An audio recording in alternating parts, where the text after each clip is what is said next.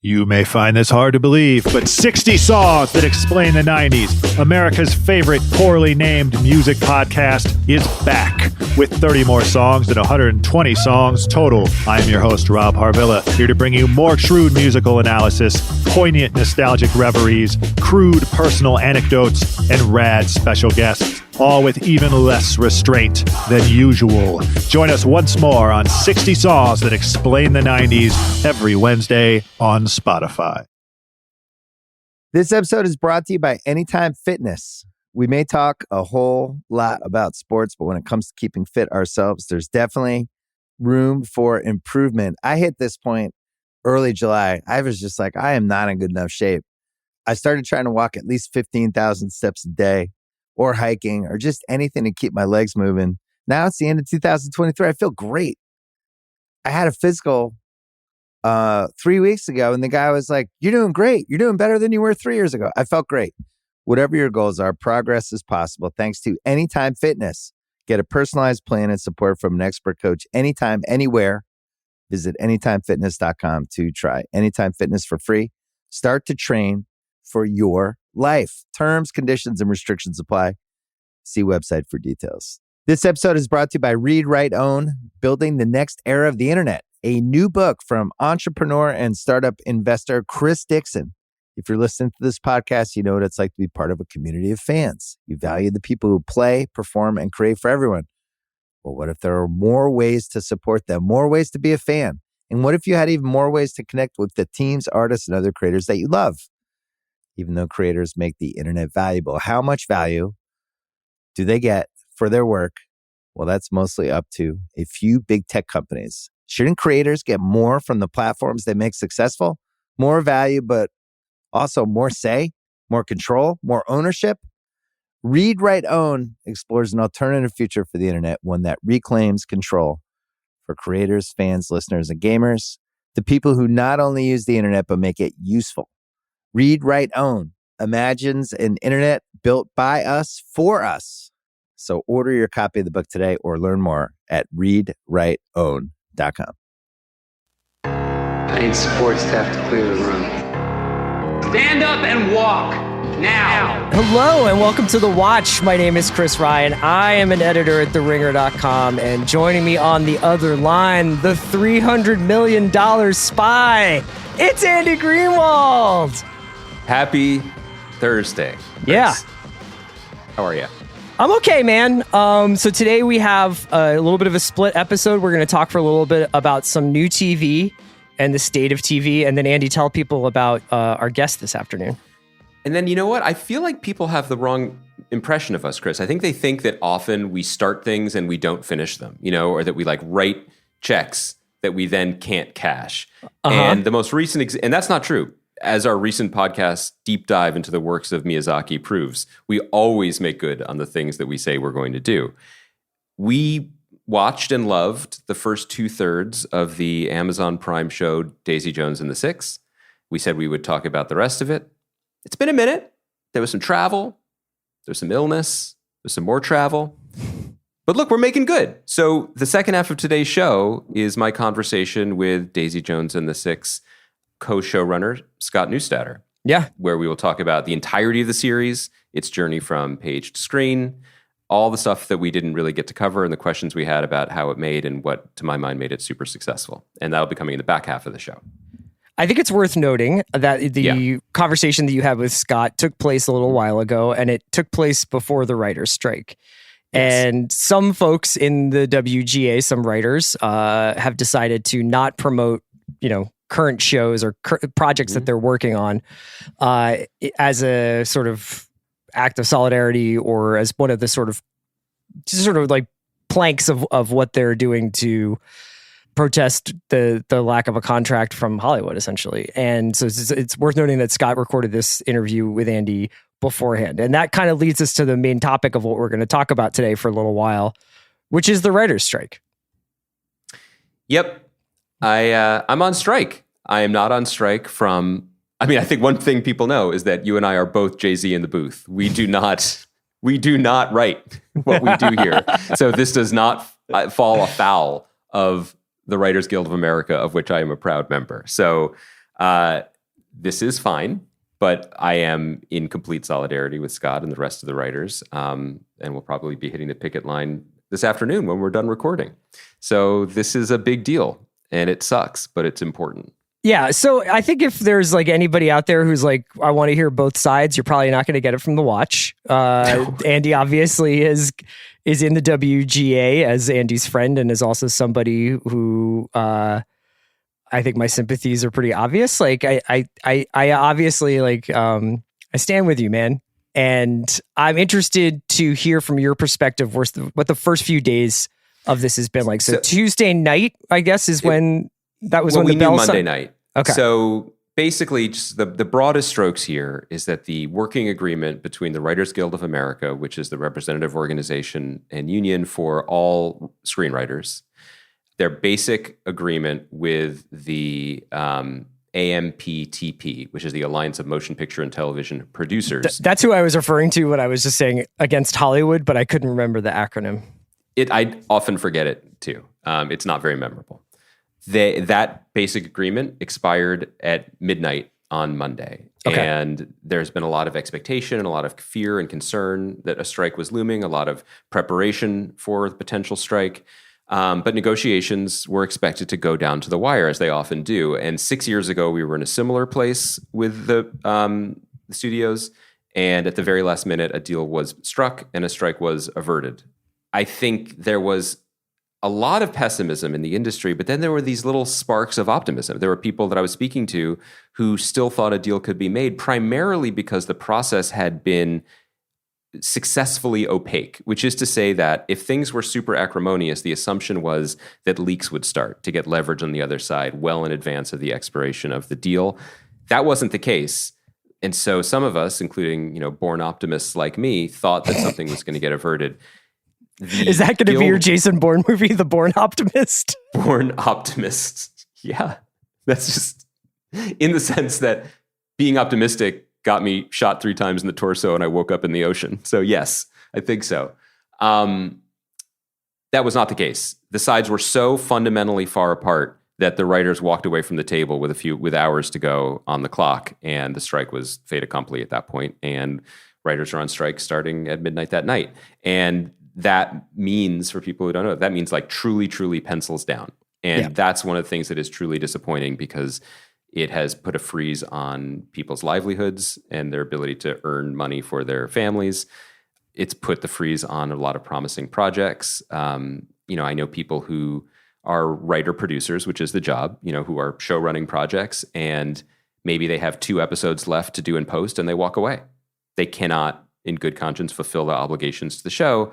And so those episodes might get finished without them. Yeah. And they might not have a say in something that they'd been working for years for, maybe their whole life for, to bring to the screen. Like on a personal level, I had 3 scripts that I'm very happy about, very excited about, really was enjoying working on and getting closer to the finish line for 3 different studios. I can't touch them. They're frozen now. And that's the thing too with you. I know that every day you wake up and the first thing you say to yourself is, God bless another chance to write. I love writing. That's the thing. I love writing. The actual act of writing. There's nothing that makes you happier. The truth is I'm learning this week, the only thing worse than writing is not being allowed to write. It's like, that is actually worse, and I should remember that. So, yeah. And I think that the revelation of how far apart the sides were. WGA put out a very succinct document that you can find on social media or Google. I sure did, yeah. Basically saying like what the ask was and what the response was sobering and infuriating. And the gulf is so wide that I think this is going to last for a long time. Do you think that there's AMPT Twitter? Like, is there like Hollywood exec Twitter where they're talking trash and like they're commiserating and they're being like, here's where we should meet to like while people are picketing outside of our studios? I don't know if there's that Twitter, but there definitely is like shitlord Twitter where people are like, oh yeah, they're like, I could replace you content. Now. Robots should replace you. Yeah, like that's a really cool attitude. I think one of the things that this has really laid bare to me, and I'm curious your perspective on this too, of course, is that like This isn't a conventional negotiation that has happened in the past where the writers are like, we don't feel like we're paid fairly. And the studios are like, grumble, grumble, we don't have the money. And then everybody moves a little bit and everybody gets paid a little more and some concessions are made and the great work of Hollywood cinema and television goes on. This is an inflection point in what has been happening to the American economy, the global economy for the last few years, not meaning the writers are more special. It's just that laissez-faire tech bro capitalist indifference and rapaciousness has gobbled up every industry and transformed it and turned everybody into Uber drivers attempting to increase shareholder value for the already rich, and has broken almost every industry it's come in contact with. And now it's running up against an industry where there actually is a strong union, and it'll be really interesting to see what happens because of that. And it'll also be interesting to see how the AMPTP fares, because that is a loose conglomeration of the studios. Yeah. And that is it's not the same people, and they're actually in competition with one another. And it is not this. It is not a uniform group of people with shared goals, interests, or profit margins. What we're talking about is a group that includes companies like Sony, the studio. Sony does not have a Universal, streaming service. Yeah. Who need television and television shows because that's the business they're in. It also includes Netflix, Amazon, and Apple, who will be fine if the strike lasts for 6 months or 6 years. It doesn't necessarily matter. Netflix probably doesn't, but Amazon and Apple certainly would be fine. And I also think fundamentally, as all the traditional studios have tried to chase the models and streaming models of the tech companies, that it's laid bare that they're in very different businesses. I think that on some level, the traditional studios, at least some people in their DNA are like, we're in the myth-making business. We're Imagineers. Like, we make creative things. 100 years of Warner Brothers. Yeah. And that's what we do. Everyone else is like, we made an algorithm and we're going to devour the fucking world with it. And you're a cog that is responsible for feeding into it. And I think those are very different things. And I think they have very different outlooks on what the actual value of the writing is on a fundamental level. So it's one of the reasons why I'm both like depressed, infuriated, and skeptical of this resolving anytime soon, because I think the needs of each one of these entities is different, which might lead to a deal with some of them if this fractures the AMPTP. Who knows? Yeah, no, I think it's like, I'm just going to ask questions that I sometimes know the answer to from just knowing you, but I think would be interesting for our listeners because you're not a typical case in Hollywood screenwriting, right? Like, so you spent most of your life in the media industry writing about music and then writing about television, and then you made the jump into writing for Hollywood and writing for television shows and thinking about screenwriting, and you have had your own show, right? Like, one of the reason why I'm bringing all this up is that there's this really one of the most fascinating sort of narratives in this work stoppage and in this labor disagreement is that there is been this destruction of the ladder that is usually there for people who, when they come into this business or they go into the business of writing for television, that there are these steps that you go up, right? And you start out and you might be an assistant, and then you might be a story editor, and then you might get, you're a part of a staff. But along the way, there was this real culture of mentorship and talent nurturing that went on in that business. And I always thought was pretty admirable from afar. You know what I mean? Like, I always thought it was pretty cool. It obviously wasn't as diverse and like open as it needed to be. And I think that there have been steps to address that. But I've noticed that a lot of people have been like, hey man, that's really fucked up that I've never been able to go to a set. I've never been able to learn how to do the next job. And then you have some people who feel like they're being thrown in on the deep end and they're like, well, I've never run a show before and now I'm running a show. Who's going to teach me how to do this? There are a lot of tendrils here, and there are a lot of cooks in the kitchen that led to this terrible circumstance. And one of them has just been the continued devaluation of labor and imagination and creativity, and also like the attempts to pivot things for free work. And one of the things you'll hear about is mini rooms and backup scripts and stuff. And like, instead of greenlighting a project and staffing it appropriately and seeing it through, there's a lot of hemming and hawing and like attempts to sort of defray costs and be like, yes, write a couple scripts, and then we'll give you a mini room of a few writers for 2 weeks to break the season. And then all those people will go away. We won't have to pay them anymore, and you can write the season or whatever. And so there's no investment in the people who are creating it, and that robs it robs everything. It robs the creatives and it robs the final product, I think.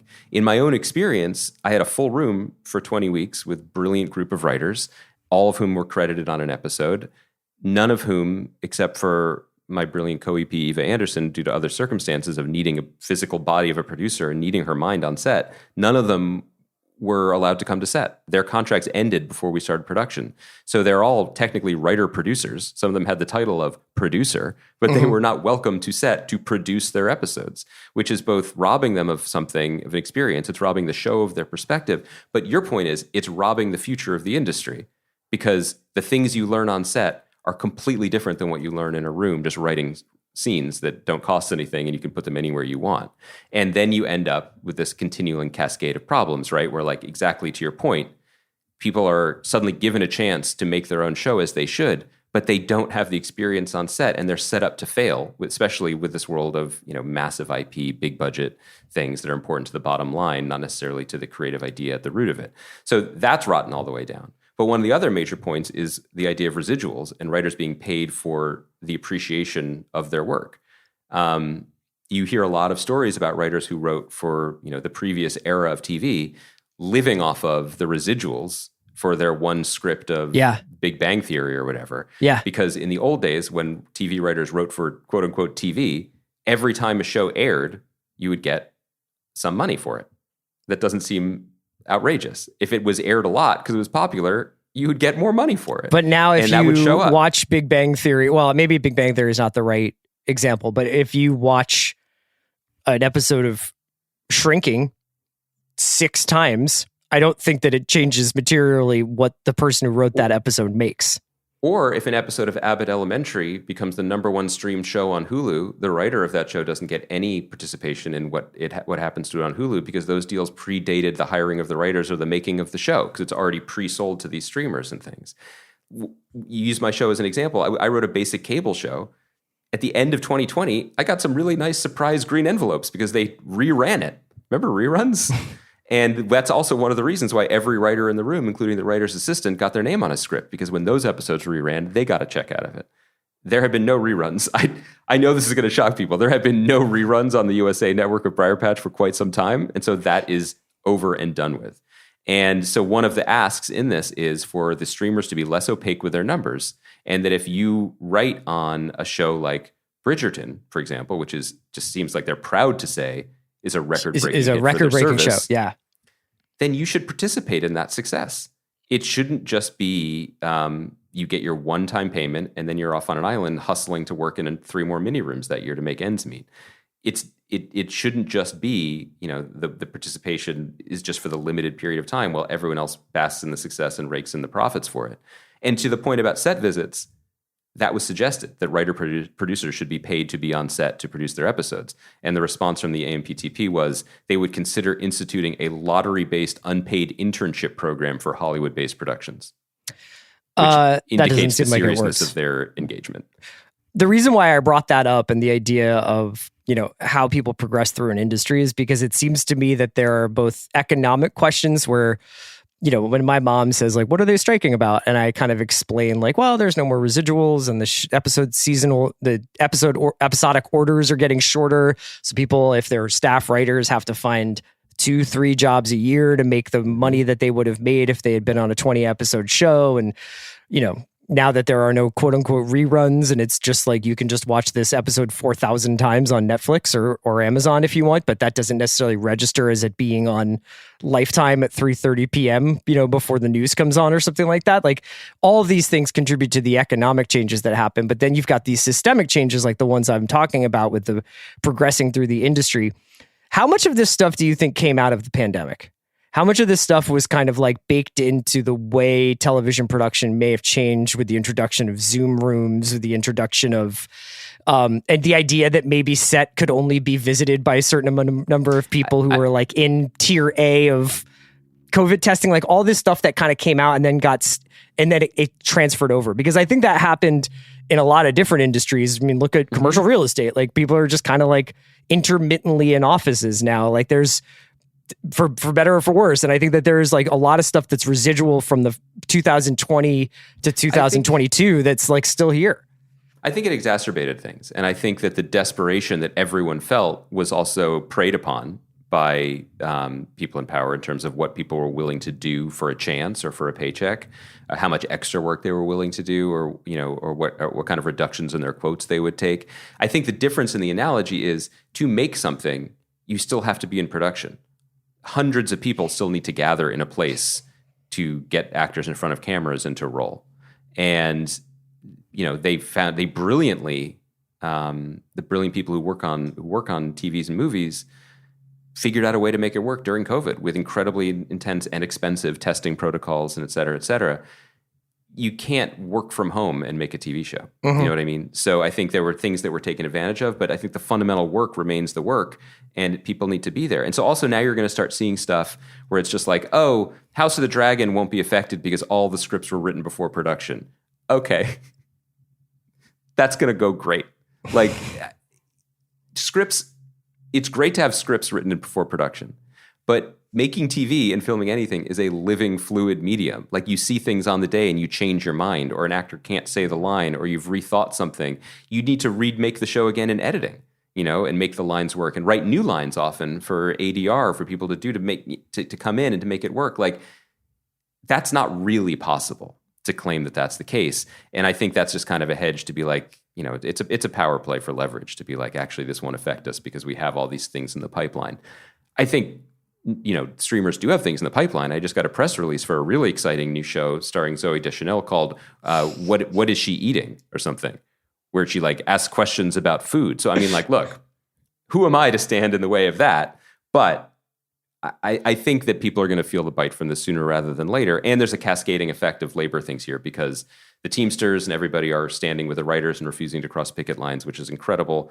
The Directors Guild comes up in negotiations in about a month, and I would imagine that they would also stand with the writers. So this is the beginning of what is essentially going to be a Hollywood shutdown, and we'll see what the appetite for that is. I'm not going to ask you to prognosticate on how long you think it's going to last, but I am curious whether you think that the perfect storm of the directors coming up and the sort of, I would say the market sort of one-way traffic in terms of public opinion that I've seen so far, aside from aforementioned shitlords, like, I mean, do you feel like there's room to come together here? I guess I mean, you're not on the negotiating committee, but do you feel like that there's daylight or that there's like a point where people can kind of compromise here? I'm not, as you said, like I am not involved in those conversations, and I have no idea. I feel really pessimistic today on day 3 of the strike. Is that because it's raining? Primarily because yes, it's raining, and I'm gonna have to dress extra warmly. It feels existential. It doesn't feel financial at this moment. There were aspects of the negotiation that were made public where the guild asked the studios to be like, can we acknowledge that writers are human beings? Not like to be nice to them, but like to not replace them with fucking ChatGPT bullshit. And the response was to have an annual meeting to discuss advances in technology, which means, no, they're not taking that off the table. Like that's interesting to them, which speaks to the devaluation of work, but also like, what are we fucking doing? Like, you were joking about this in this weekend's Succession pod about how, I like to listen to other podcasts to get my news. And, our boss, the sports guy, had the new owner of the Suns on. Matt Ishbia, yeah. And I have no formed opinions. I've done no research on his mortgage business or who he is as a person. But one thing that I was struck by was he was like, I'm already very rich and have a successful business. And when I bought the Phoenix Suns and the Phoenix Mercury, it's because I fucking love basketball and I want to make it real fun for people.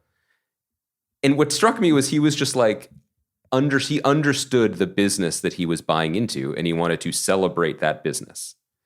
A lot of the people who have become the players in television, and I know, look, creative industry is an oxymoron. I get that. But like, they want to maximize shareholder growth and, it's Succession. They just want growth. That awesome. What does Kendall say last week? Like awesome growth. Unbelievable growth, man. Hockey stick.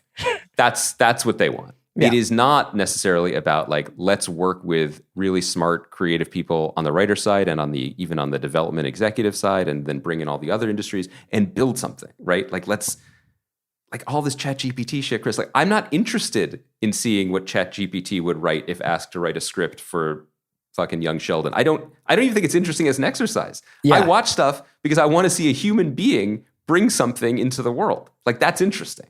And so when you get to the negotiating table and that's not even being recognized, that worries me. So look, everybody wants to get back to work, and everyone will get back to work. And there will be financial gains made. There were small things that were already agreed upon that actually aren't that small. Like, if your title on a show is staff writer, which is the entry-level position, you are not paid for the scripts you write on top of what you do, because it's assumed that your job is to write them. Everyone else with titles like co-producer is paid for your script because you're also a producer. I see. And that's being changed. That was already agreed upon. Did you know that I've been doing that to you for the watch?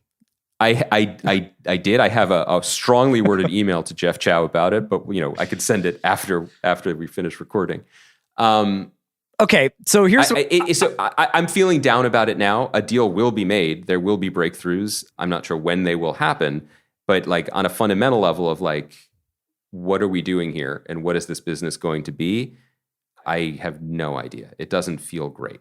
From an outsider's perspective, I wanted to ask you whether there was any point in your time involved with working in this industry that you were like, are we sure this isn't too good to be true? Because like all of it for me? No, but I remember when these tech companies got involved with content in the first place. Yeah. And a lot of what you heard was like, they give you tons of money and no notes. Mm-hmm. This is the place everybody wants to sell to these guys. Everybody wants to be a part of this. Everybody wants Cindy Holland to work on their show. Everybody wants the fire hose. Everybody wants this. I don't think everybody woke up one day and decided that the economics of that thing weren't fair. But I'm playing a little bit of devil's advocate here because I'm curious to get your take on it. Like, do you think that the tech-based studios are like, we never said we were going to give you the numbers? Like, we never said that. Yeah. Yeah. And you also look at the bait and switch they did, which is, I didn't live out here then. I think you had just moved, but we weren't as I don't know if we're connected, but we weren't paying as close attention to actually how the game was being played on the ground. But when Netflix showed up in town, and like did this wild splash of overpaying incredibly for House of Cards. Yeah. And you mentioned Cindy Holland, who I never have met, but she was the head of creative development at Netflix and was widely respected for her taste. And they were doing things like House of Cards or Master of None and making these awards plays to be taken seriously within the creative community, right? And that worked. They became serious players and put out really great shows. And then that was no longer, there wasn't a lot of growth in that. You know, the greater growth was international spinoffs of Is That Cake? And so Cindy was out and a different team came in and it was gourmet cheeseburgers served around the world. And Glow gets canceled in the pandemic after 3 seasons because why not? Because they don't actually care about seeing the story through.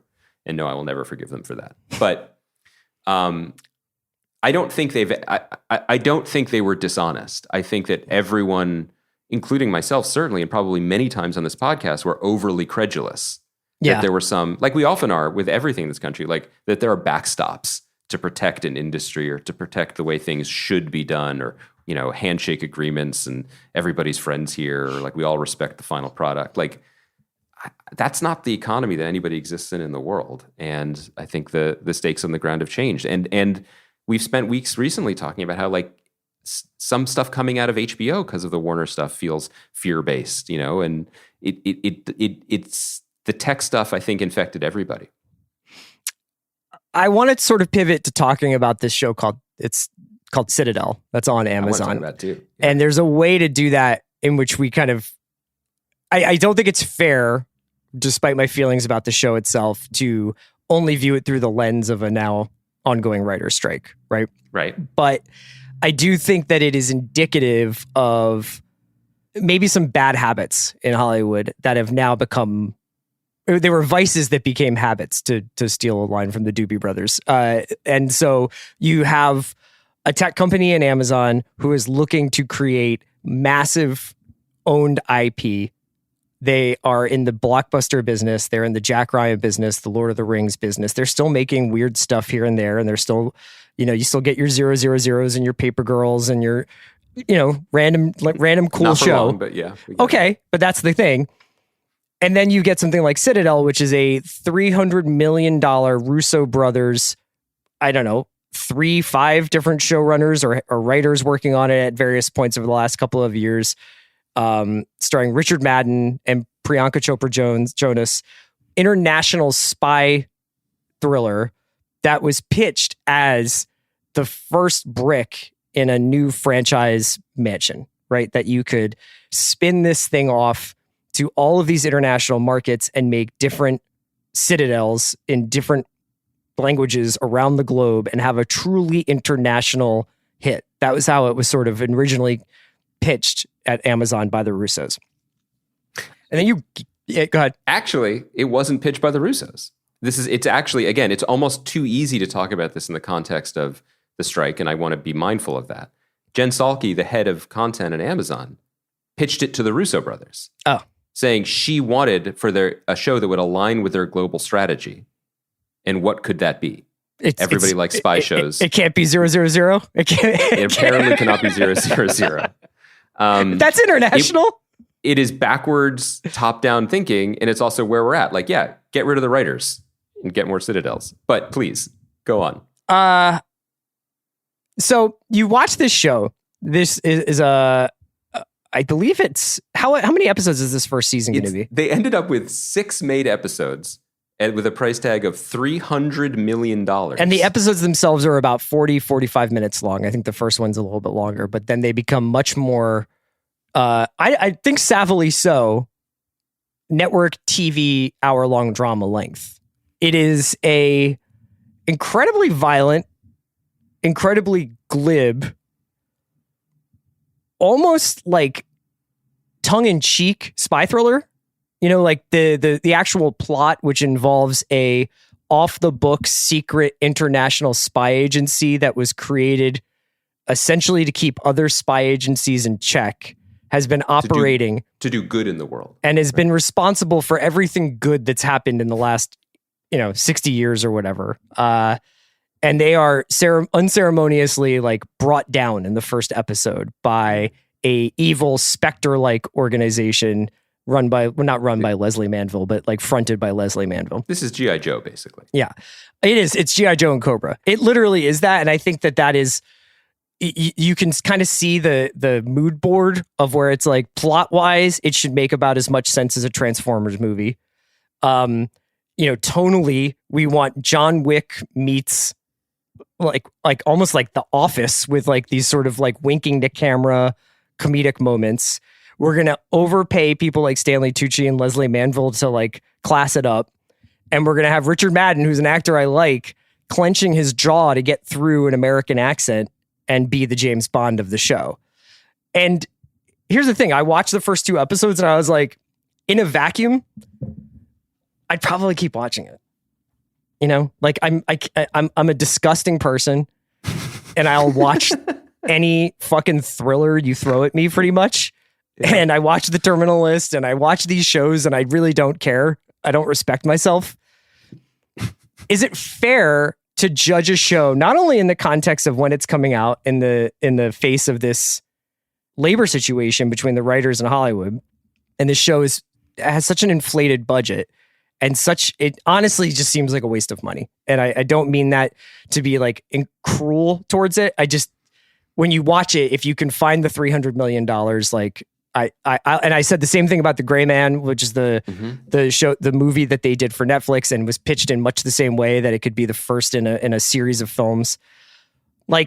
Is it fair to view this in the context of the strike? But even more so, is it fair to view in the context of its price tag? I also want to caveat this and say, I love Stanley Tucci. I adore Leslie Manville. I hope she bought something really nice with the salary she got for this. I also, not just because of the strike, do want to express support or empathy for the original writers. I think Josh Applebaum and his writing partner, and whose name is not in front of me, I apologize. And then David Weir came in and he had done the show Hunters for Amazon and took over. which I think then went back and rewrote everything and was like, they started filming the show in 21. They reshot most of it in 22. It went from 10 episodes to 8 to 6. So much of screenwriting at this moment is problem solving, is being hired to walk into a catastrophe and do your best to make everyone think that it was always meant to be this way, and to paper over the messes with clever jokes or misdirects or whatever. That is 50% of the job right now, and I don't begrudge anyone trying their best, both to make a living and to try to turn something around. I mean, everybody wants to be the, what is it, Mason something of Citadel and be the hero. It's a very human instinct. So I want to be sure to say that before taking out all the scalpels that I haven't used and maybe a couple buzzsaws in a couple years, because I think that this show is essentially reprehensible and morally bankrupt. And I'm sorry. Like, I don't judge you. You're my friend. Everyone has vices. I'm not saying that like I'm going to get lines from this show tattooed on my neck. I'm saying as I'm sitting on an airplane flying, across the country, like I was like, I'm not turning this off. It is about nothing. It is for no one, and it gives you nothing. Like it's shocking to me that the Russo brothers have just become these shit merchants of the most stripped down, basic. Like, I don't even understand, like Cliff's Notes version of what made Marvel good, which is like, let's spend a lot of money for made up places not rooted in any reality and have everyone joke. And then their kind of like, killer app iteration is to also have everyone shoot each other in the head while they make jokes. It's so end times to me. It's just so noisy, and it's so vicious, and it's so ugly. And it's also made up in the same way that in a movie I liked very much, you could almost admire the chutzpah of Top Gun Maverick being like, all of the enemies are Cobra Commander. They're not from any nation, and we won't offend anyone. This will become a big hit everywhere. And we're just putting Maverick in a video game, right? And like, that's what they've done here too, where it's just like, we're just heroes and they're just bad guys and nothing else matters because we need to expand our brand around the world. We joked about this, but like, one of the most, like, you just can see where this came from, that this didn't come from someone's like passion project idea. Like, within moments when Richard Madden's amnesiac master spy is raising his children, I think his closest neighbor is Hawkeye. Yeah, it's worth setting it up that this entire show opens with it.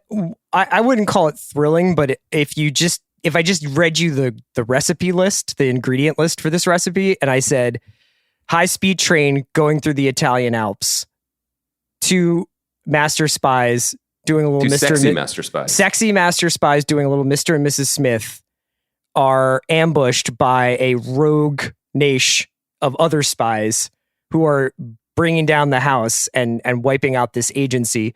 I think I'd probably have your attention a little bit. Absolutely. The first shot of the show, I was like, okay, cool. It's like a cool 360 upside down, turns around. The train looks beautiful. Right. But very quickly, it's nothing. They're glib with each other. With that, nothing lands. There's no stakes. Everyone just punches and punches and shoots for what? Like there is no there. We're not in a real place. This isn't a real train. These aren't real people.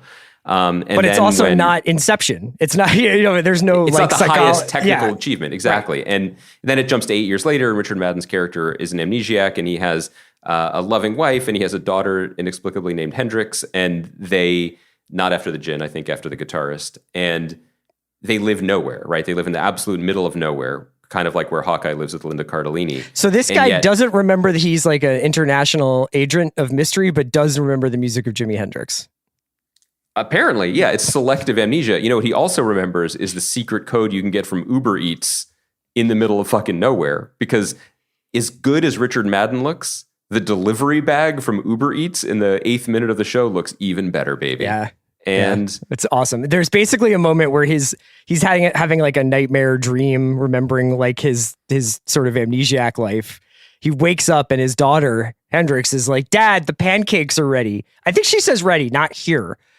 And he comes downstairs and you're like, oh, they're going to have like this country kitchen and someone's going to have made pancakes. And there's just this giant Uber Eats bag sitting on the table with nothing else around it and like a key light over it so that you can see the branding. And it's like, but these people kind of live in the middle of nowhere in the country and they've ordered pancakes.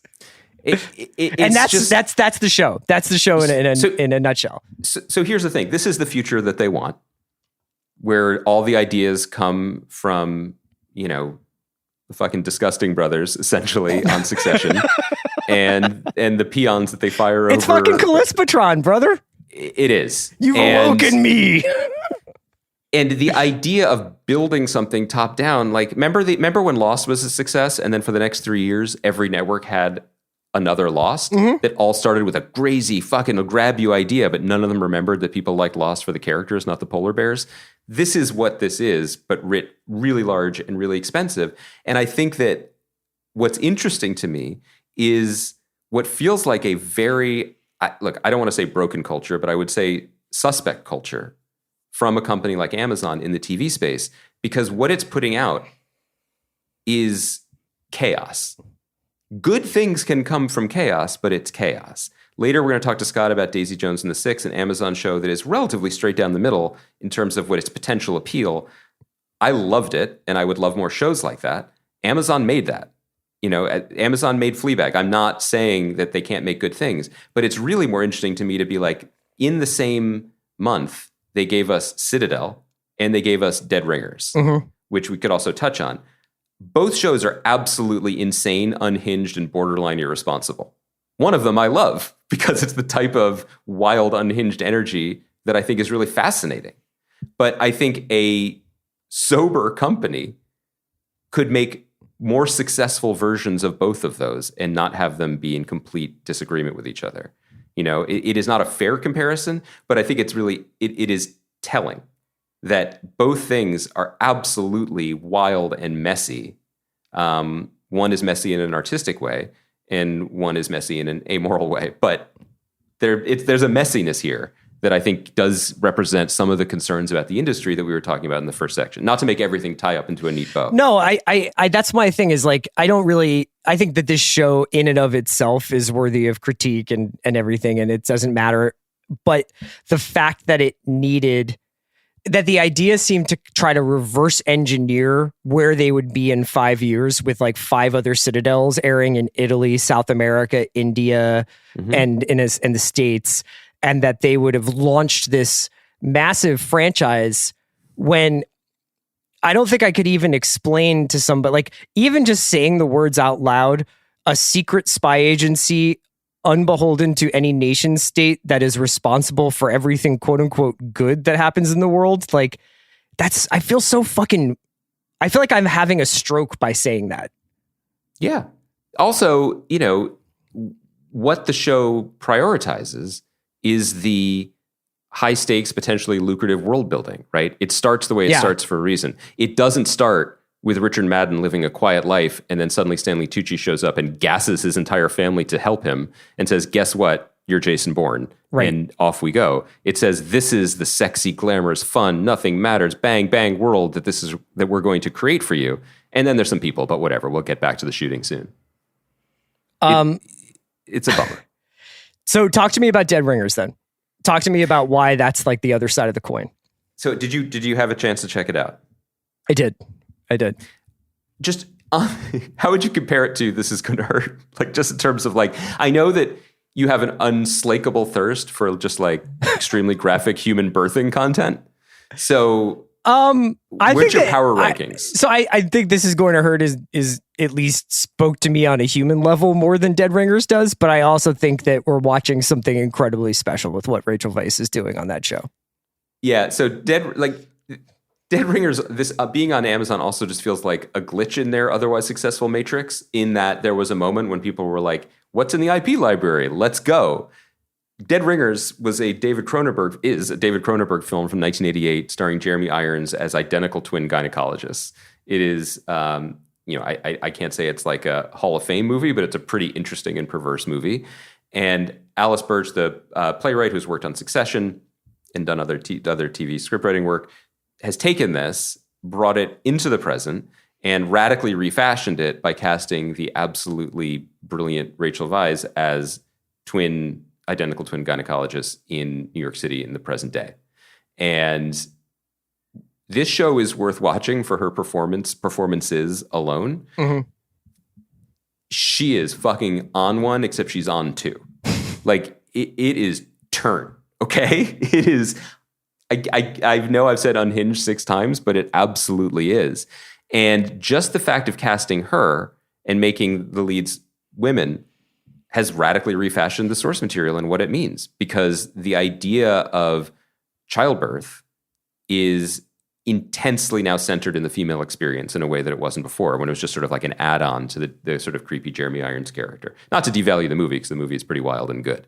I just mean that it is a very, very different, very intriguing, unsettling, perverse TV series that is also brilliantly directed, I think, by Sean Durkin, who did was the Elizabeth Olsen movie, well, right? He did Martha, Marcy, May, Marlene, I think is what he did, but he also did this movie called The Nest with Carrie Coon, and Jude Law. That's fucking awesome. I was watching this and like, look, your mileage may vary on this. This show is not for everyone for any number of reasons, whether it's like the absolutely ours goes to 11 nature of Rachel Weisz's performances, or the extremely graphic childbirth stuff and the emotional trauma that may trigger people related to all of that. But for me, it was also like, as off kilter as this show seems, like it felt like kind of a fossil of an era that already is in the past, where TV was, we're going to take this old thing, but we're going to get this pretty fucking smart and interesting writer, and we're going to get a filmmaker, and we're going to get a star, and we're going to blow it out. Mm-hmm. That was what packaging was. That was what my experience was when I was trying to get Briar Patch made at first. And the majority of those packages all fell apart. People drop out. The shows don't get made. People's vision gets replaced. It gets watered down. It gets turned into what everything else looks like, or gets more in line with the culture. People weren't trying to take those kind of home run artistic swings anymore. This one slipped through.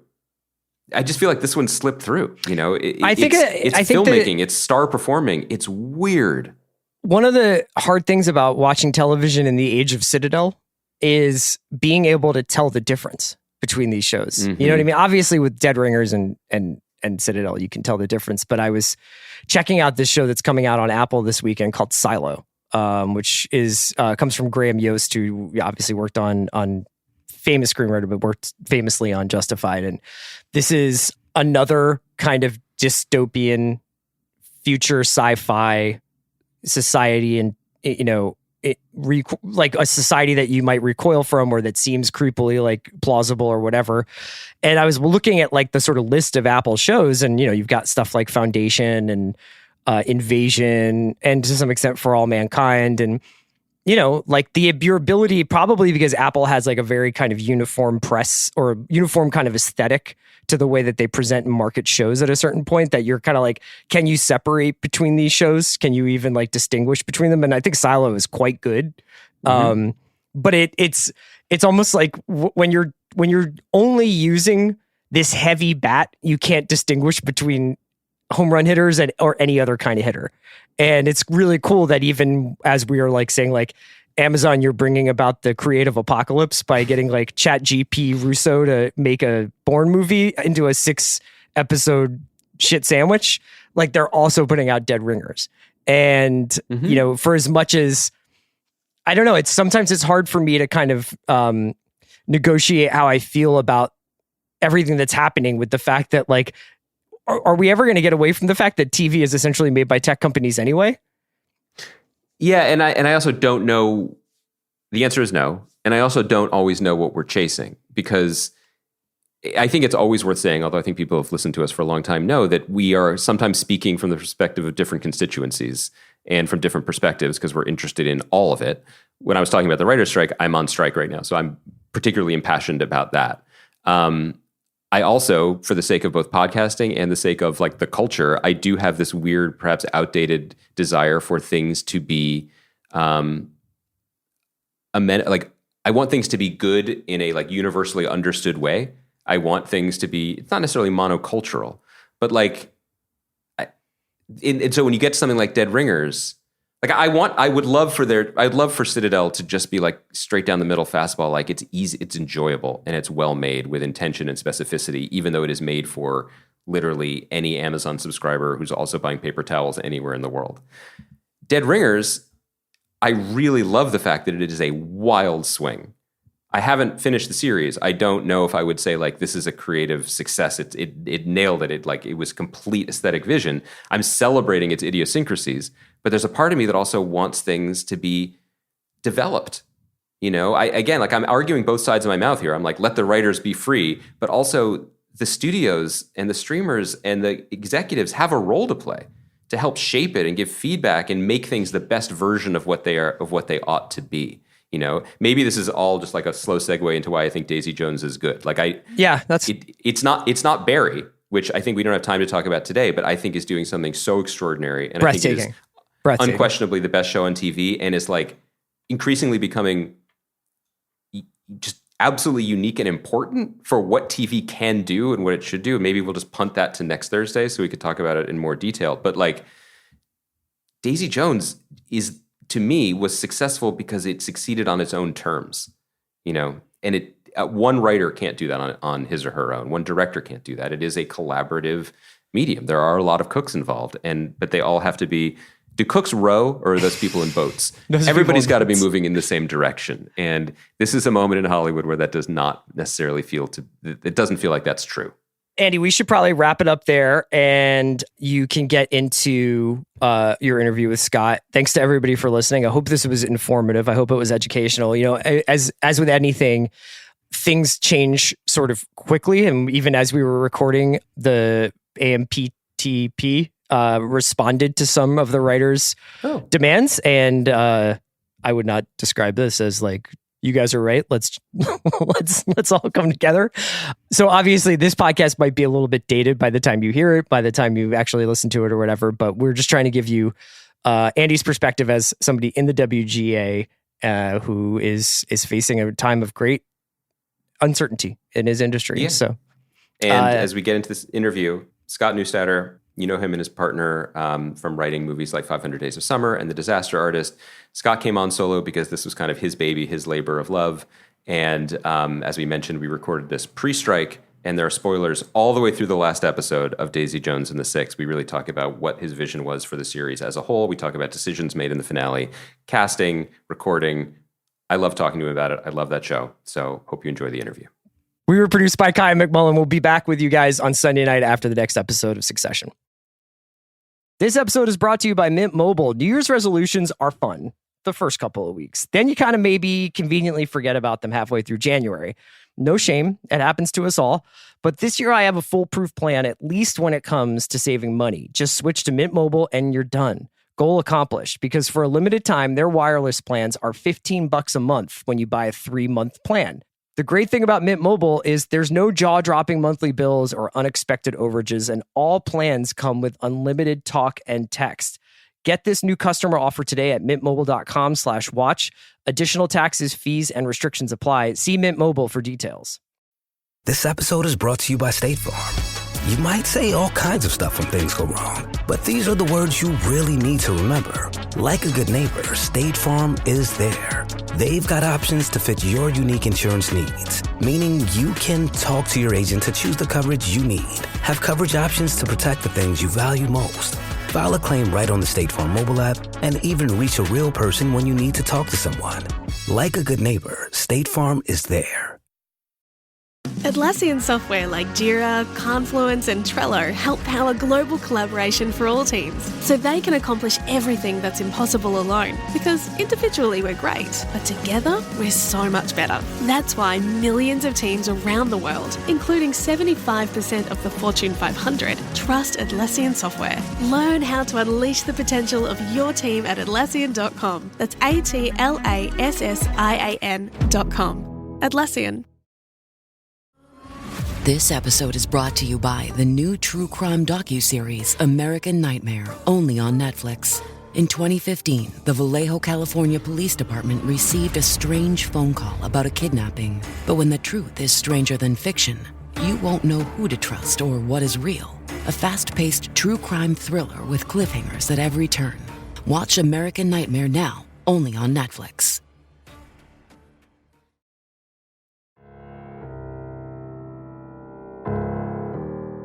Okay, so now I'm thrilled to be joined in the studio at long last, long delayed. We finally made it happen. Scott Neustadter, the co-showrunner, executive producer, writer on one of my favorite shows of the year, Daisy Jones and the Six on Amazon Prime Video. Long intro. Scott, welcome. Thanks so much. I'm psyched to be here. We talked about this. We got delayed a little bit, but it was worth it in the end. Yeah, I can't wait. I mean, I'm excited to listen to the second half of your discussion of the program. No spoilers. We loved it. Excellent. And first of all, congratulations on the adaptation. Thank you. Yeah, it was 6 years in the making. It was a long endeavor. That's amazing. And I feel like one of the reasons why I wanted to talk to you about it, and we were just talking a little bit about it off mic, is I found the show to be so extremely pleasurable and such an easy, enjoyable watch. And hidden in that ease was clearly a ton of work and a ton of decision making. Yes. And interestingly enough, coming from the movie world, decisions that I actually got to weigh in on and have some authority over, which was a new thing for me. Right. Because if people, I'm sure they're familiar with your CV, but you and your writing partner, Michael, have mostly been in the feature space. Disaster Artist, 500 Days of Summer. I'm sure as movie writers, there are 24 scripts that you prefer to those two that have yet to be made. Lots of things on the shelf. But that's the frustration, right? Where in a movie, you write the script and then some people take it. And if you're lucky, you get to be a little bit along for the ride. In TV, you're driving the car for a long time. Yeah, it was interesting. You write a screenplay and it's kind of like, giving your child up for adoption. You can't really weigh in on how it's raised. Sometimes they invite you to the set and ask you questions, but really it's invite only if you're lucky. And then you go to the premiere and that's that. But TV was a whole different kind of animal where even, the director, after they yell cut, they turn to you and they say, "Are we good?" And I really was flabbergasted. Did you do the thing where you looked over your shoulder to make sure there wasn't someone standing behind? Are you talking to me? Really? But it was great. I mean, to have that kind of authority for a change was a definite breath of fresh air. And I just loved this book so much and really cared about this that I had to kind of have something to say about every creative choice. So let's talk about that. So so Daisy Jones was adapted from a book that I have yet to read because I wanted to watch the show first. But Taylor Jenkins Reid wrote this book, a bestseller, beloved by many people. Sounds like you had a similar experience when reading the book, and that started your interest in the project. That's right. So this began in 2017. Taylor had written a handful of novels, and I was unfamiliar with her. She gave her new manuscript to her manager, and the manager loved it and said, "I'm going to show a few people that I know are big music fans this because I think they'd really get a kick out of it." And I was one of those people. And, I flipped forward. I read 100 pages and I knew I wanted something to do with this. And I texted my wife, Lauren, who had just started running film and television for Reese's new company, Hello Sunshine. And I said to Lauren, "We've always wanted to work together. What do you know about this Daisy book?" Because I just assumed she would get all the Glengarrys way before I would. And she's like, "I don't know what you're talking about." And I said, "You have to get your hands on this. You guys are going to love it." And I knew Reese was going to love it too, because maybe 6 or 7 years before that, around the time of 500 Days of Summer, we had a general lunch. And she said, "What's your dream project?" And I was like, "I don't really know, but definitely something that has to do with Fleetwood Mac's rumors." And we spent the rest of the lunch just talking about Stevie Nicks. We are very aligned on this, just sitting across this table. It's the best. It's the single best story. It's the best story ever. It would make for such an amazing thing. In fact, I arranged a run-in with Lindsey Buckingham once to say to him, "Please let me tell your story." And he was like, "Okay, kid. Yeah, you're the first to ever ask me that." Lindsey Buckingham has been on this podcast twice because of my devotion to him. Where so I basically just do my version of the Chris Farley interview, where I'm like, "Remember that time you were banging on Kleenex boxes on Tusk?" And he's like, "I do remember." And I'm like, "That was cool." He apparently replied to a TikTok.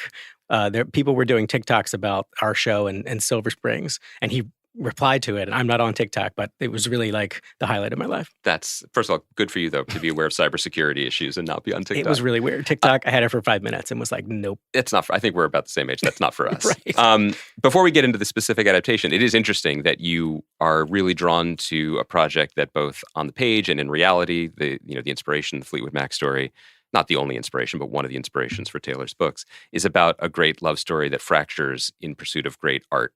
And here you immediately emailed your wife and said, "Let's do this together." That was risky. I met my wife because she read my 500 Days of Summer script. That's how we met. Wow. Which is really a script, an autobiographical about my situation with an ex.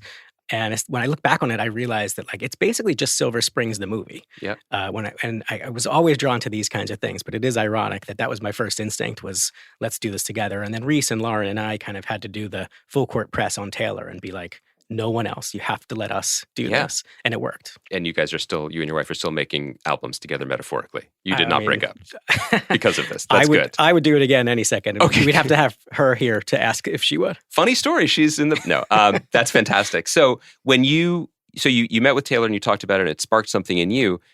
As we said at the beginning, you had worked mostly in movies. So was the original thought that this is a movie, or has the industry changed so much that you immediately knew that the best avenue for it would be a longer form series? If I could figure out how to do the 2-hour version of this book, I think I would have done that. I just couldn't figure it out. And the more I thought about it, the more I realized that like what I loved about the book was how I just wanted to disappear in this world for as long as possible. And I realized that, the opportunity to kind of spend as many hours as you can in an escapist way with these characters and in this universe and at the record plant in Sausalito, or it just would be the most fun show that I could imagine. And even, despite the fact that I had no experience with it, it was the only way I knew how to tell a story. I mean, I completely agree with you. I think one of the things I said, maybe you heard me say it on the podcast, is like 1 hour into this, I was like, I hope this runs 100 more hours. It was originally 13. Because this is where this is the place that you want to just exist in. And that's interesting because I think that is, traditionally, that's what TV is good at. I mean, movies are much more pointed. You go into the theater, you're not going to spend more than, maybe the new Scorsese movie, you're going to spend 4 hours, but beyond that, a limited amount of time. TV, you can really sink in and live in. Yeah, and but for the fact that the book had such a terrific ending that I really wanted to also include. Yeah. That's why I think this is a limited series and not something that we could have done many seasons of. Like maybe there was a season of recording the record, maybe there was a season of touring, but I loved the way it wrapped up so elegantly and beautifully that I felt like it would be a cheat to all of the fans of the story to kind of delay that and stretch it out. So what were the conversations like with Taylor to say that you had a take that would be distinct? That what would make this filmed entertainment as opposed to the book? Like what did you immediately spark to? What did you immediately almost see in your head in terms of the visual storytelling that you wanted to bring to it? The fun thing about this is that the novel is written as a fake oral history. So it's basically a ton of interviews of people looking back on the most exciting time in their life. And she plays with, memory, and she plays with everybody kind of making themselves the hero of the story in their memories. And the Rashomon of it all. And what that does for, in an adaptation is it invites all of this invention and extrapolation that is required to tell the story, because when they're referencing moments, they brush past them really quickly onto the next one. But that scene that they just referenced doesn't really exist. So I knew that was going to be a really fun exercise for writers of television to kind of build this world out and elaborate on all the things that we're already in love with.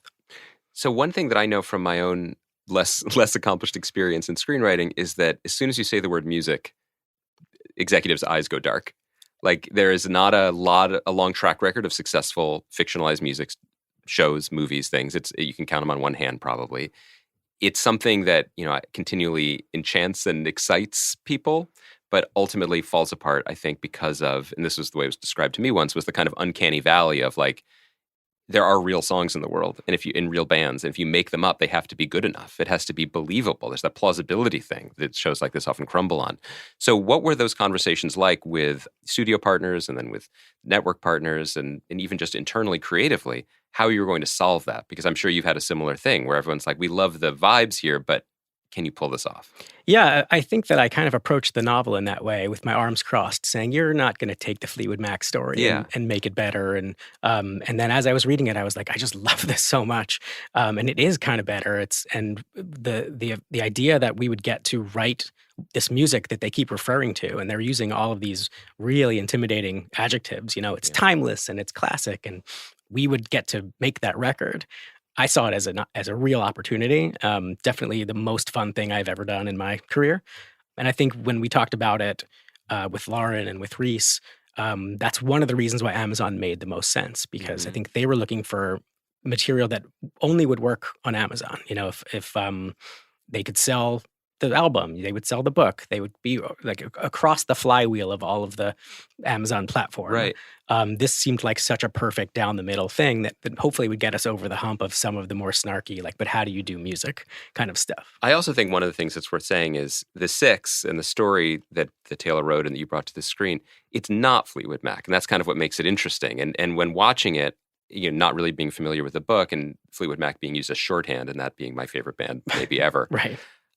I think one of the interesting things about it, and ultimately smart choices, is that Billy is not Lindsay. Exactly. I mean, it's not a one-to-one. Daisy is not Stevie either, but there's something that she chose to explore that was quite different, whereas Lindsay is like a very eccentric, kind of like introverted genius type. The Billy character is much more rooted in like a working-class American family band tradition, which allowed you to tell a different type of story. There's a lot of Springsteen in him. Yeah. There's definitely a lot of Fogerty. You got, some Tom Petty action. Definitely a lot of different kind of people. You're right. There's almost no Lindsay in Billy whatsoever. None of the guys really are Fleetwood Mackie. Yeah. I think I actually doubled down on the Karen character, and she's very Christy McVie, but that probably isn't even in the book either. Yeah. But I did love that in the novel, there's these two women and they're not competitive. They're completely supportive of each other. They have different, things that make them tick. And yeah, I loved all of that. And it was an easy facsimile to be like, well, look, it's like Fleetwood Mac. And that's the most famous example we have of artists putting their heartbreak and all of their feelings into the art. And that's kind of that was the North Star. Well, so let's talk about that, because I think this is probably breaking all interviewing 101, because you've heard me say this and I feel it's true. So I'm sort of like seeking something like a prior. I apologize. It's like a home game for me. A little bit, This but is great. like you probably heard me say this, that I think that one of the things that I found most impressive and ultimately most rewarding about the show is that it felt like your North Star in crafting it was, let's get the emotion right. Let's tell the emotional story. Let's not waste time making sure that we show where Joni Mitchell was standing at the chateau or not the chateau, or where they are geographically in Laurel Canyon in regards to the bands that we know, because that feels like a loser's game to me. That feels like you're going to please people who, have back issues of Rockpile, guilty. But that's a much smaller category than the potential audience who understand an emotional family connection. Yeah, I would credit my wife a lot with that, because I think that she loves music, but not in the same way that I do. And she's not going to watch this show unless that's what it's about, unless it's about the emotion, unless it's about the characters, the love stories. There are so many love stories in this, and that's really, I think, the thing that keeps you coming back. And it's just set in this world, which I personally find very fascinating, and it sounds like you do too, but not everyone was going to. The things that I think they're going to respond to are the family dynamic, the relationships, the love story. So those were always kind of going to be front and center. And really this was, I think some other music shows are often getting lost in the minutia of the music. Yeah. And they don't really, they're not character forward, they're not human forward. And it was important to us to, even when you are watching them as rock stars and they're up on that stage, the humanness is really the thing that's going to make you care. And so we always kind of kept the focus on that. As boys of a certain age, we probably both tried to impress people with our mixtapes and record collections, and I think we probably know the track record of that. I still remember sitting in my car with a girl who definitely wanted me to kiss her, and all I was doing was talking about the Velvet Underground. And to this day, I remember this like so vividly. Were you just making like a passionate case for Doug Ewell, or were you just trying to tell like the whole project? I don't even know. Okay. I don't even know. So what was in terms of building the creative team, this is before casting, because I am curious, and also about like bringing in the people who wrote the songs. What was your system of checks and balances? Obviously, your wife and Reese are there as voices in the room. You built a writer's room. How did you keep yourself focused on the core of the story? Because it's a big story, it's a big cast, it's an expensive production. There's a lot to cover. But I did think that it had a North Star from first episode to last. Yeah, I think the book was obviously a great roadmap for us. And my lack of experience in television, I kind of came at it from the place of like, I think I know what the entry and exit points of every episode should look like. There were more of them when we were sketching them out in the writer's room. COVID wound up shortening the season a tiny bit. But we knew kind of where we were going to start, we were going to end. And after that, it was kind of just filling in the gaps. And there were a lot of gaps to fill because of the way the book was written. But we had a huge writer's room. We had an unbelievable assortment of experts to talk to kind of keep us on the straight and narrow. And we would say, like, we have an idea where maybe we do this. And Kim Gordon would say, that would never happen. And having someone like that around to kind of tell us was really helpful. And we spent time talking to Nancy Wilson. We spent time talking to Bernie Taupin about collaboration. And we had such an unbelievable roster of all-stars to go to that I felt like that really kept us in check the whole time. You talk about collaboration. I mean, I think that's some of the most powerful and amazing filmmaking in the series. These moments of spark, like we're all chasing those moments in our life, no matter what our job may be. To capture that moment of creation is really something special. And it's interesting to hear that you did bring in. So you had experts who'd written songs with people, who had that kind of love and war collision of ideas and cutting each other and ending up with something better, but also keeping track of the idea that you want people who don't work in music to understand that moment, because it's like falling in love, or it's like, collaborating at whatever job you might have, right? That's that balance. Yeah, no, exactly right. I think Disaster Artist was a good example of, if you were trying to get people to go see a movie about this movie, it feels a little inside baseball. It feels like it's for a very niche audience, but everybody wants to see a movie about friends who are going after their dreams. And so to try to make it a little bit more, they could be doing anything. They could be opening a restaurant. They could be playing sports. Doesn't matter. Like, it's really about the friendship. And this was kind of an example of that.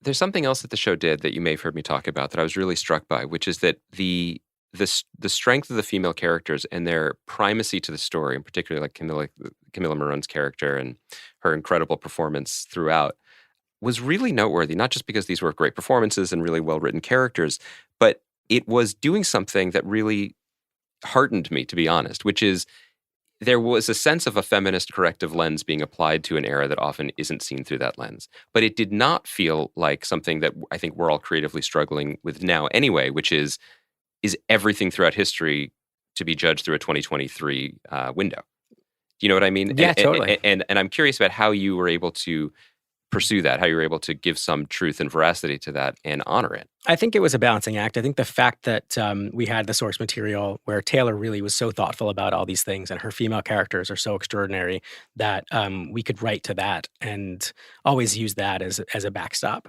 I don't think we did a lot of like, well, they shouldn't say this, and it's inappropriate for this to happen. Right. We didn't do that. I mean, if it was the 70s, they smoked cigarettes in every one of these scenes. It's actually kind of crazy.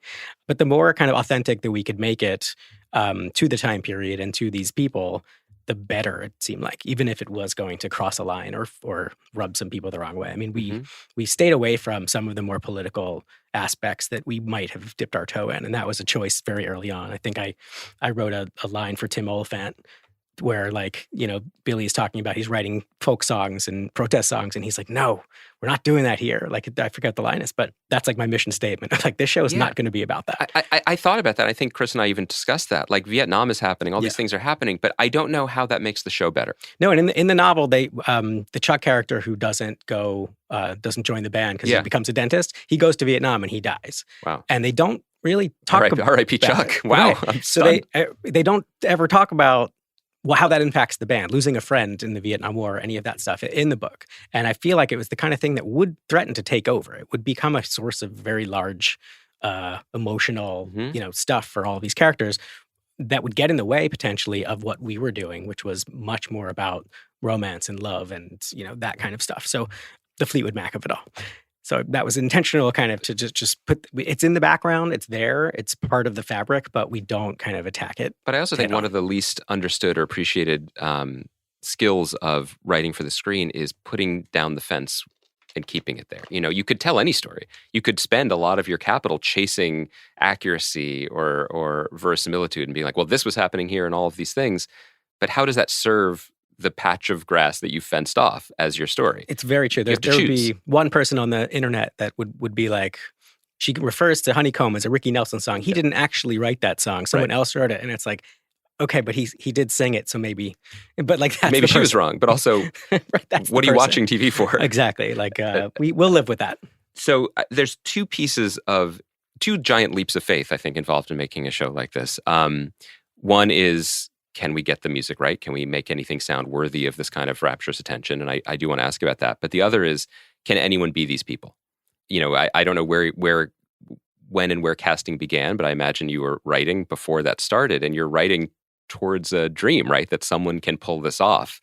We're always doing that when we're writing for any actor, but to find an actor who can also be a rock star is a whole other thing. So what was the mindset and like the leap of faith optimism of that? And then when did you land? When did you actually find the people who you found who ended up being incredible? So initially we talked about potentially getting musicians who could act. and quickly realized that that is such a small list that probably, and also there's so much more acting than there actually is music that that would be a disaster. So we cast a wide net. We had amazing casting directors, Kim and Justine. And the first person to raise their hands was Riley. Yeah. And she came in and said, I love this book. I love this character. I really want to play this part.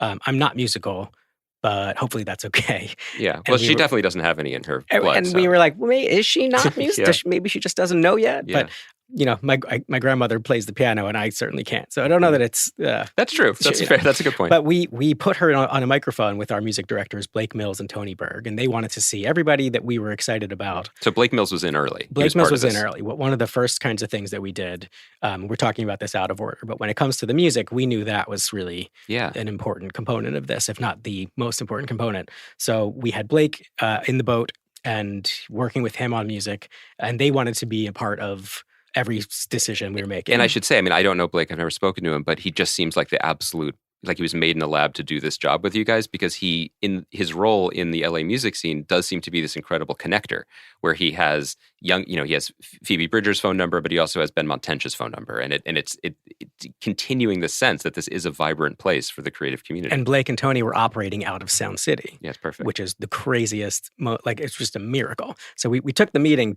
we were going to go with someone else, and we took the meeting just because it was Sound City and I wanted to go there. Yeah. And Will Graham and I were sitting there, and Blake was playing music for us, and we were like, oh my God, we have to, he just won the job. And when was, this is what year in the process? Oh my God, this is years ago. 2019. Okay. Many years ago. And we explained the situation, and we explained to him what this was going to entail. And Blake was like, all right, look, I love what this sounds like it could be. I'm not sure they knew exactly how much work it was going to be for them, but he, understood the assignment, and also was like, I'm also, going to write all of the disco music, and I'm going to write the psychedelic track that the opening band plays before the Dunn Brothers come out in Pittsburgh. And he wanted to have a hand in virtually every single original song, of which there ended up being over 25. Yeah. And it was really just so fortunate for us to have someone like that delivering on this promise. What must it have been like for Taylor? I mean, I haven't been able to ask her to hear. Like, Aurora exists in the world now. Yeah, we had a run through of the first 5 songs, and we brought a bunch of Amazon executives to Sound City and sat in the booth where, they recorded the Fleetwood Mac album, the first Fleetwood Mac album with Lindsay and Stevie.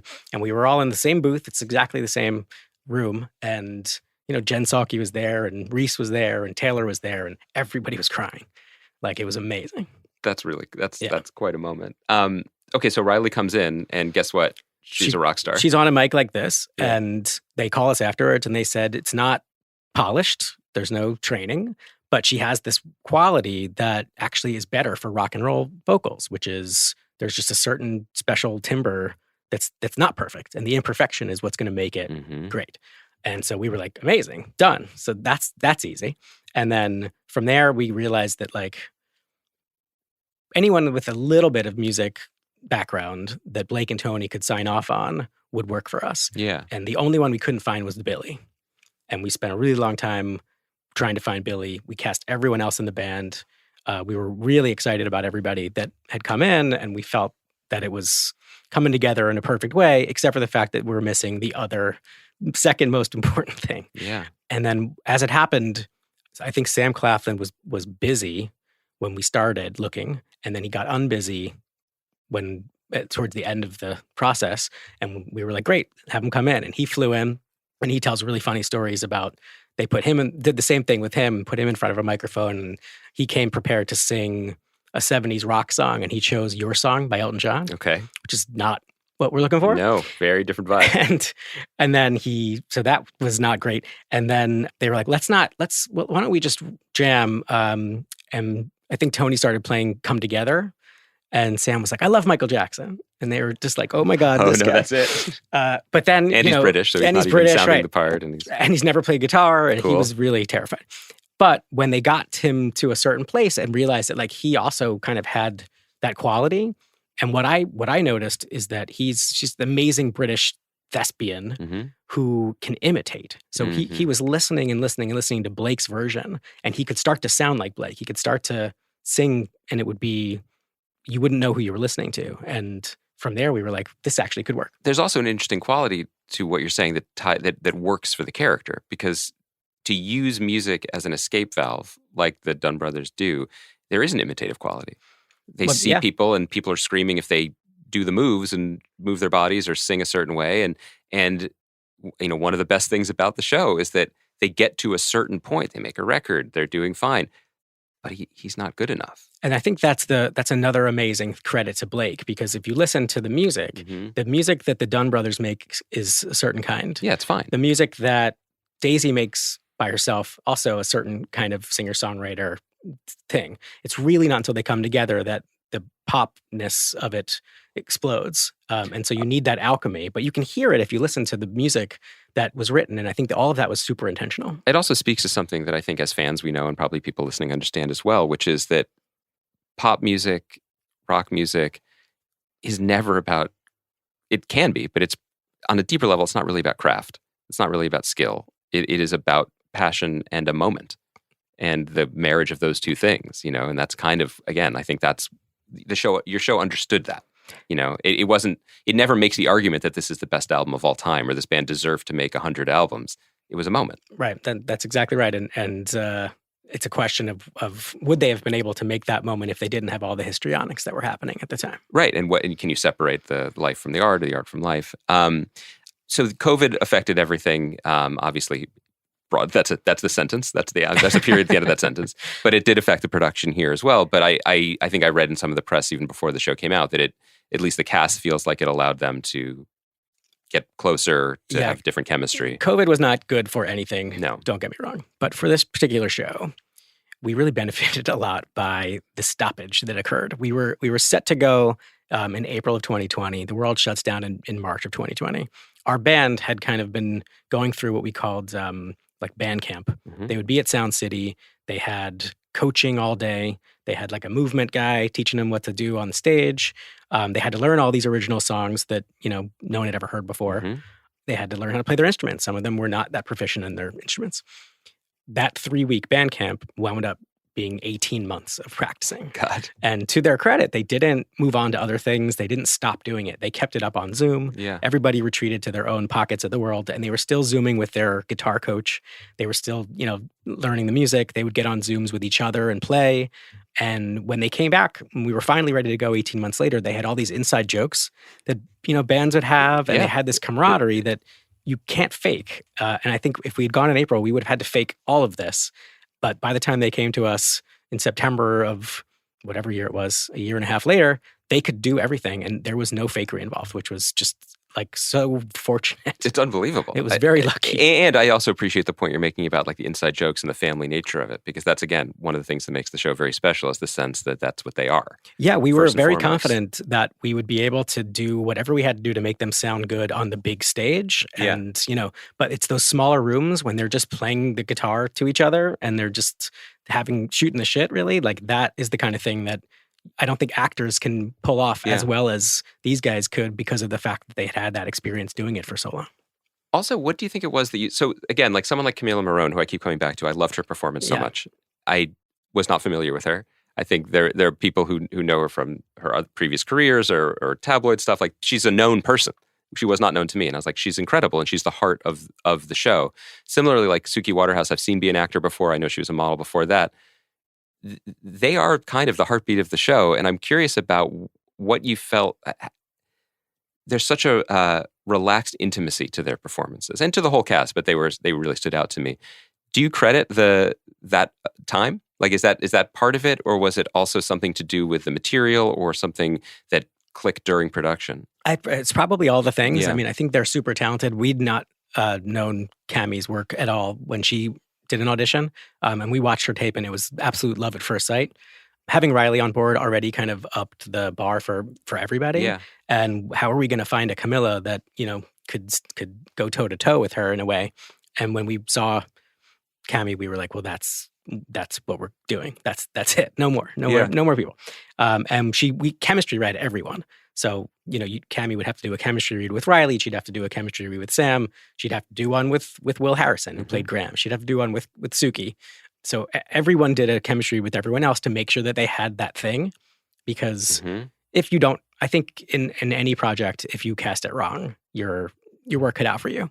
And so it was really important to us to get that right. But it was really finding these people who really felt like they embodied the character. And Cami Maroney especially loved the book so much. Yeah. And she loved that part so much and was so protective of her character. Would always say to me, like, oh, I don't know. Like, are you sure about this? Like in the book. And I would be like, I know.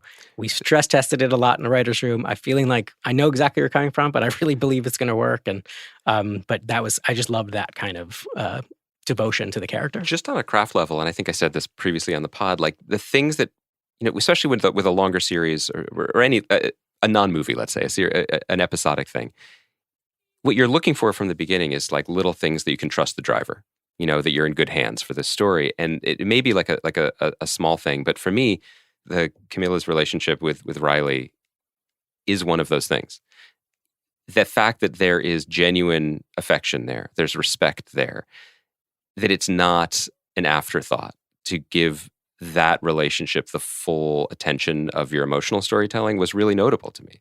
And, I don't, obviously there's the book Blueprint that I'm not familiar with, but I imagine also that you had a writer's room where there were fierce advocates for that relationship, even though that's not even the primary, secondary, or even tertiary thing that's driving your story. No, it's thank you for saying that. It is in the book. It's a really important part of the book. We kept trying to craft more scenes between the two of them, but if it felt inorganic, we didn't go for it. But we did always love it when they were together. Loved their dynamic. Loved that Cami could separate the potential like relationship threat from seeing how this is better for her husband. This is better for this band that she feels a part of, and it's better for her life. And just understanding that, in a way it's a sacrifice, and in a way it's not. But she took that risk. And that's, I think, where we derive so much of the emotional currency from. Yeah, and I think it's also interesting. I mean, the show is framed as a looking back through like a behind the music type lens. And by the way, the 90s hair is truly incredible and deserves... The Oliphant wig is special. It's all really special. It deserves some attention. But that it's an interesting collision because one of the things that I think people like us learn to appreciate as we get older is that the bands that we loved making this incredible art were kids. And imagine being stuck doing anything or being held responsible for anything or being forced to live up to anything that you do when you're 22 or 23. And so that emotional dynamic that you're talking about with like is an adult maturity, an adult vision of like what life or love could be laid onto this very young story. And I thought that was kind of compelling as well. Yeah, no, that's cool. I think some readers of the book would fault us for some choices that we made because they would say, well, that didn't happen. There's no way that, you can't just say that something happened that didn't happen in the book. And in fact, I think once you realize, no spoilers, who they're talking to, you start to wonder like, oh, wait, maybe they're not telling everything. Is that device in the book as well? Yes, it is. And so there's That killed me. It's great. I think that's part of the reason why I wanted this to be a limited series, to kind of have that reveal. But I think, if knowing that, I think you start to hear what they're saying through a different lens and realize that maybe they are, censoring themselves and not being completely forthright. And there's also little things, like another big sort of thing is the Camilla Eddy element. Yes. And, fans of the novel were like, where did that come from? That was nowhere near the book. Camilla would never do that. And in fact, there's this great scene in the book where Billy is talking about how Camilla goes to lunch with an old friend and she disappears for way too long. And he wants to ask her where she'd been, but he can't.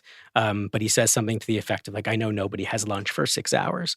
And they never say what she was doing because it's kept ambiguous, and you can do that in the novel. We have to make choices.